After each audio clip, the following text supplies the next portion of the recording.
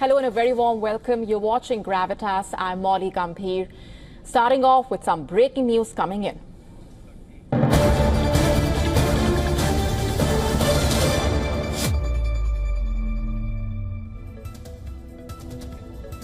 And with more tariffs and more threats, the White House is once again using a rather familiar playbook: bullying and deflecting responsibility for the West's failures in Ukraine. In fact, in a dramatic move, US President Donald Trump has slapped an additional 25% tariff on Indian goods in a bid to try and punish India for buying Russian oil.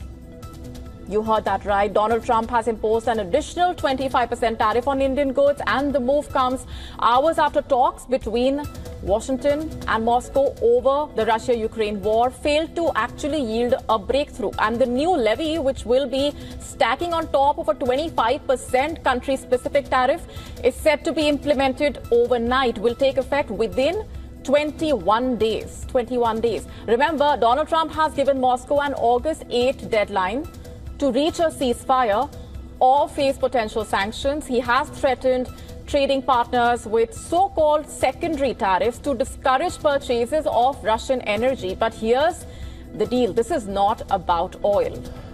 This is not about what India does and does not do.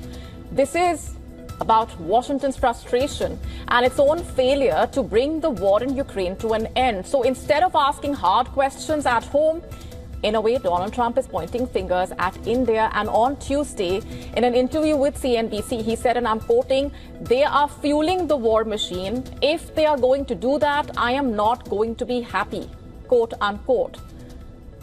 But let's be clear here. India is not fueling the war in Ukraine, just like India did not close the door on trade talks. In fact, India was open to talks. New Delhi has consistently engaged Washington, negotiating trade terms in good faith. But what did India get in return? A tariff hike, no deal, and more threats. In fact, India, a longtime partner of America, has been clear from day one of the Russia-Ukraine war. India's policy on the Ukraine war has not changed. India is on the side of peace.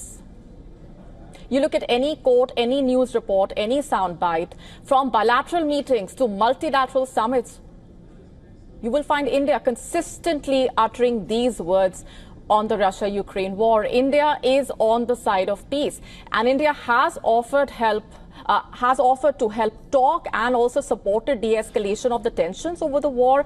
But instead of acknowledging that, Donald Trump is trying to twist New Delhi's arm, hoping a trade war with India will somehow end a war in Europe. Calling it what it is, an unfair, dangerous tactic that punishes India for making economic decisions based on its own national interest. In fact, India is the world's third largest oil consumer. Its economy depends on affordable energy to grow and uplift over 1 billion people. And Russian crude sold at a discount makes economic sense. And if there was ever a time for a reminder, it is now. In fact, remember, it was Donald Trump himself who forced India to stop oil imports from Iran and Venezuela. Has Donald Trump conveniently forgotten that? Because here's another kicker here. The same Russian oil that India refines is sold back to the West, including the US and the UK. In fact, India's imports are helping stabilize global fuel prices. And Washington has, it seems, conveniently forgotten that. Also, why the sudden moral high ground, and why now? Why India? Because from where we are sitting, it's pretty clear America has failed Ukraine. Trump has failed to get Ukraine and Russia to find peace, and so blaming India is easier than admitting defeat.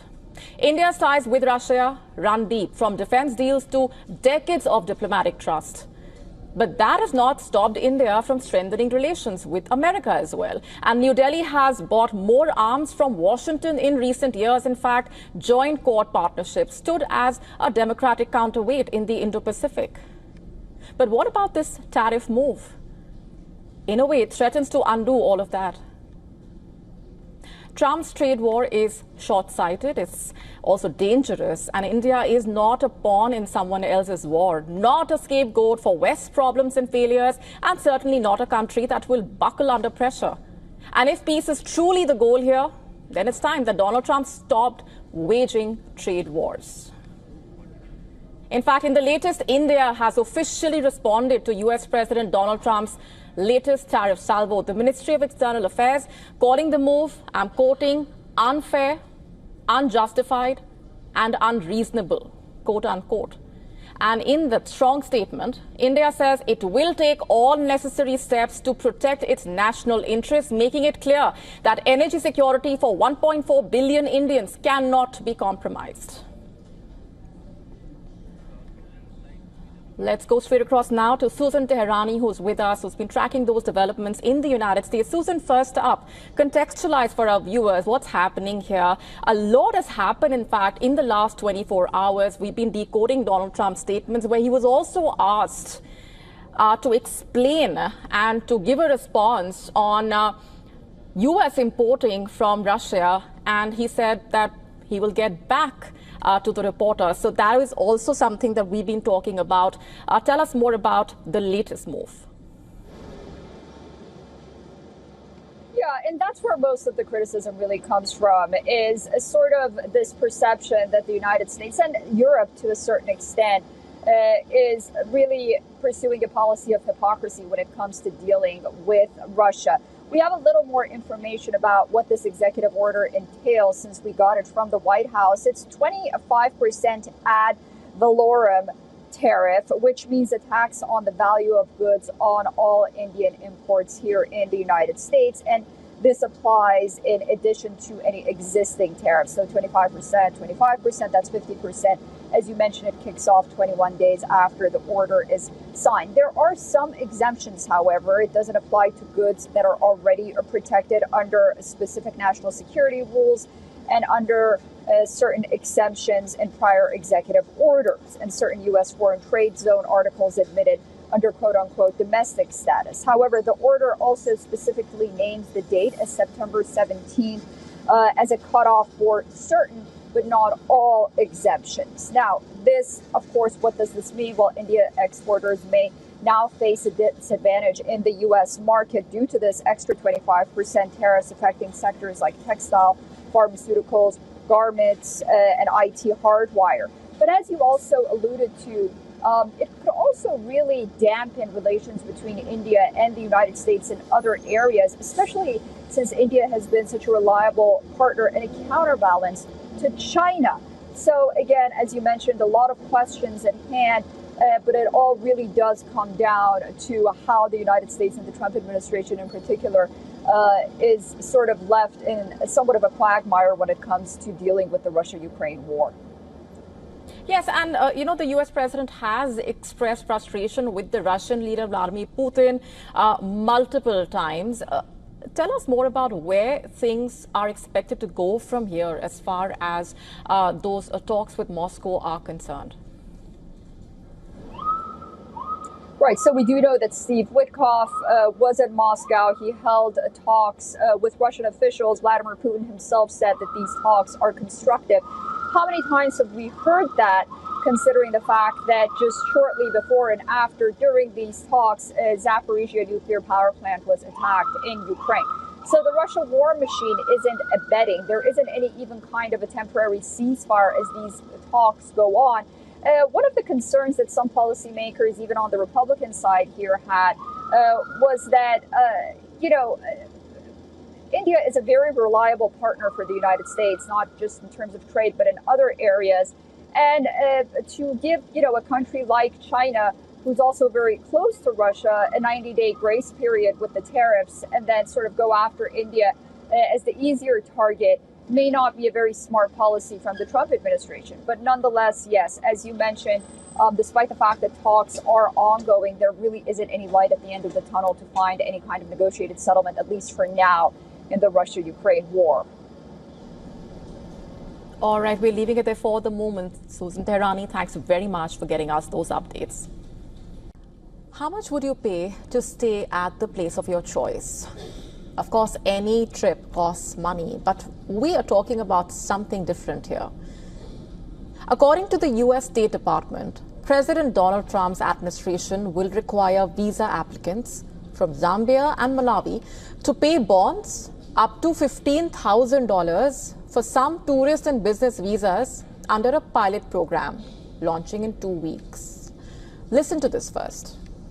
Consistent with Executive Order 14159, beginning August 20th, nationals of Malawi and Zambia applying for B1, B2 business and tourist visas will be required to post a bond of up to $15,000. This targeted common sense measure reinforces the administration's commitment to U.S. immigration law while deterring visa overstays. And just for context here, the bond amount will reportedly be returned to the applicant if the applicant leaves America within the allowed window of the time in line with their visa and all the terms of their visa status. First, for those unaware, what exactly is a visa bond? You must have seen that term doing the rounds. Simply put, it is a financial guarantee that some nations require for certain foreign nationals applying for temporary visas to ensure visa holders adhere to the terms of their visa, specifically the length of the stay.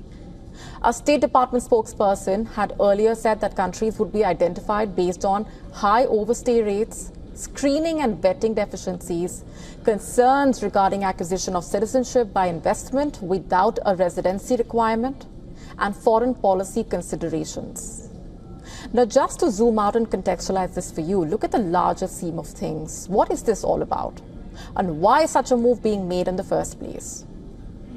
President Donald Trump has made cracking down on illegal immigration a major focus of his presidency, also boosting resources to secure the border and arresting people who are in America illegally. In fact, he issued a travel ban in June, remember, that fully or partially blocks citizens of 19 nations from entering the U.S. on national security grounds, according to U.S. Customs and Border Protection data.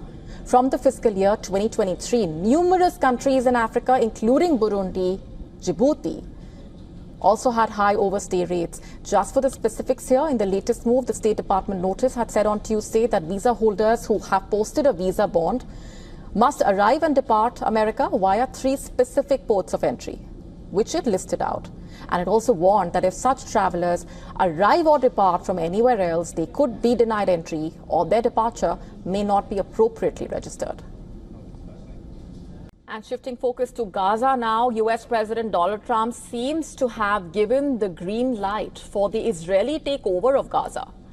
In a statement that's ignited fresh controversy, Donald Trump has refused to take a stand on a possible full military takeover of Gaza by Israel. Asked whether he supports the move, this is how Donald Trump replied. Yeah, we are there now trying to get people fed. As you know, $60 million was given by the United States fairly recently to supply food, and a lot of food, frankly, for the people of Gaza that are obviously not doing too well with the food.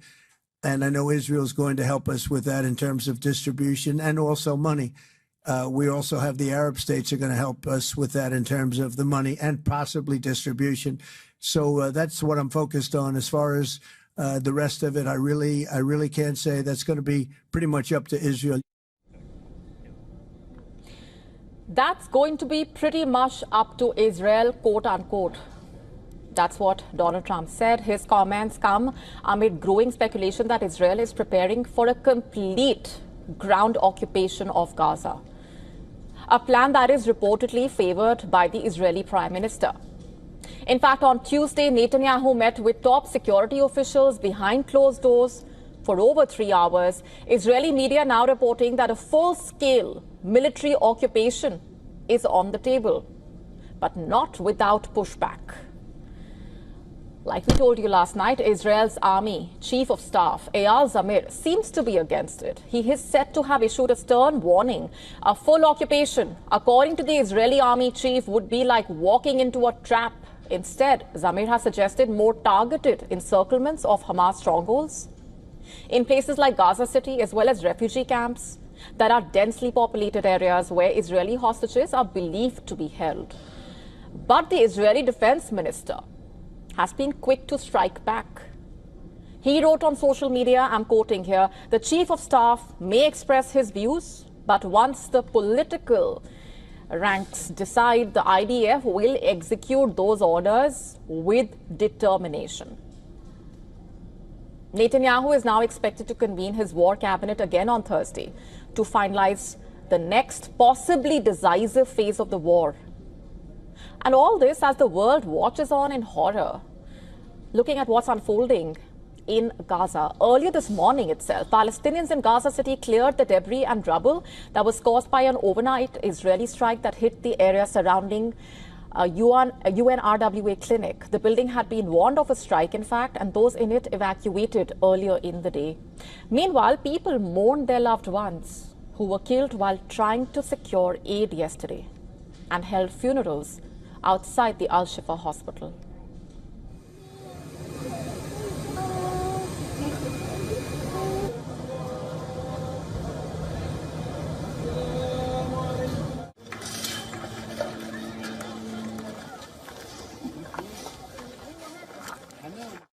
Where should we go? There was a strike overnight. Only God knows what happened. All night, almost until 2 a.m. We stayed out in the streets. Look, do you see how we look?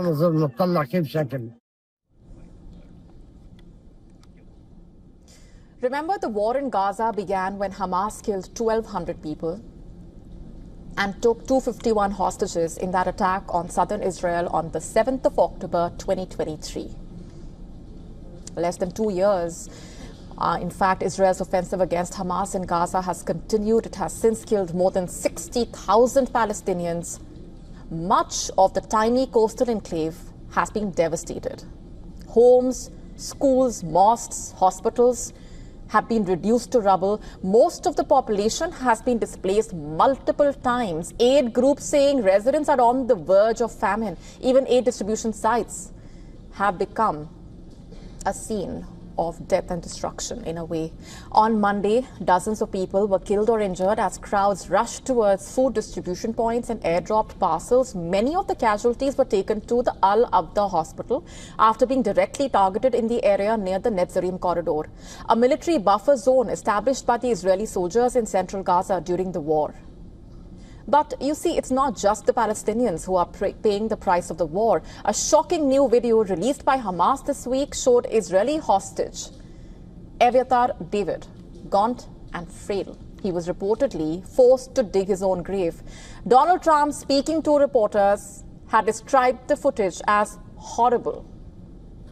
But while the focus remains on the fate of the 49 hostages still in Gaza, of whom only 20 are believed to be alive, the humanitarian catastrophe in the Strip is deepening by the day, and the UN has repeatedly warned that over 2 million Palestinians are at imminent risk of famine, and that the trickle of food, water and medicine allowed in is nowhere near enough. And as we mentioned earlier, Israel's campaign has so far killed more than 61,000 Palestinians. And now, with calls for a ceasefire growing louder and diplomatic efforts faltering, Netanyahu is poised to escalate. And we're shifting focus for now. When it comes to waging trade wars with hardline tariff measures, U.S. President Donald Trump seems to be on a roll. We've seen that panning out in the additional 25% tariffs that have been imposed by America on India. And steep would be an understatement in a way to describe Trump's tariff curveball against India. On the other hand, he said that he was very close to a deal with China to extend a trade truce that saw both countries reducing the retaliatory tariff hikes, as well as easing export restrictions on rare earth minerals. Now, for many, there would be some concern. However, the India-US tariff rift may not be limited to the world's oldest and largest democracies only. The ongoing tariff tensions could also have a far-reaching impact on the Indo-Pacific, aimed at countering China's growing influence in the region, more specifically the Quad. Just for context here, the Quad, which also includes Japan and Australia, was formed in 2004 but remained dormant until 2017. And even as Trump resurrected that alliance in his first term, his predecessor, Joe Biden, remember, included it as part of his Indo-Pacific strategy, which received fresh recognition in 2021. That's just for context. Now, coming back to Trump's tariffs on Quad partners, while Trump imposed a 15% tariff on Japan, he said that tariffs of up to 250% on pharmaceutical imports from Australia might be imposed, against which a 10% tariff had been levied previously. In fact, the question still is, with the latest development of a major tariff reset against a member country, could it significantly undermine the Quad's momentum? With rates on imports from America's trade partners ranging from 10% to 41%, India is not quite in a favorable spot, with a 50% tariff now slapped against it, which surpasses its Asian allies. But just how serious is the situation? And most importantly, how prepared is India for this tariff ultimatum and also its impact on the economy? Earlier, the Reserve Bank of India governor said in a statement, even as global trade challenges continue to linger, but prospects for the Indian economy remain bright. Listen to this.